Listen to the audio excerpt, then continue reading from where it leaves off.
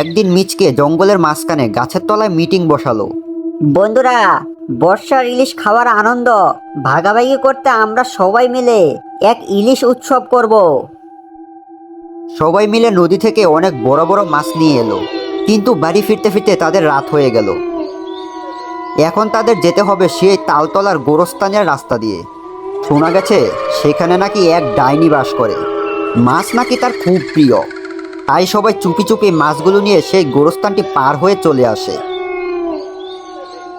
এদিকে ডাইনি মাছের গন্ধ পেয়ে মহা খুশি।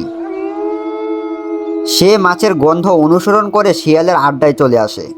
এদিকে রাতে যখন উৎসবে সবাই মেতেছিল, তখন শিয়াল চুপচাপ ইলিশ মাছ চুরি করার জন্য ওঠে। হঠাৎ তার সামনে একটা সাদা ধোঁয়ার মতো কিছুর উদ্ভব হয়। সে দেখলো একটা ভয়ঙ্কর ভূত তার সামনে দাঁড়িয়ে আছে। মিচকে, তুই ইলিশ উৎসব করছিস ভালো কথা, কিন্তু ইলিশ তো আমার পছন্দের খাবার। সব ইলিশ আমাকেই দিতে হবে, আর যদি না দিস তাহলে আজ রাতে তোকে গভীর জঙ্গলে উঠিয়ে নিয়ে যাব। মিচকে বুঝতে পারলো তার চালাকি ভূতের উপর কাজ করবে না। ঠিক তখনই বাঘ এগিয়ে এলো আর বলল, এ তো দেখি মিচকে নিজস্ব ভূত। ভূতের আসলে কোনো ইলিশ লাগবে না, তোর লোভই এই ভূতের জন্ম দিয়েছে। বাঘের কথা শুনে সে বুঝতে পারলো লোভ করে ভুল করেছে। তখন সবাই মিলে রাতটা উৎসবের আনন্দে কাটালো।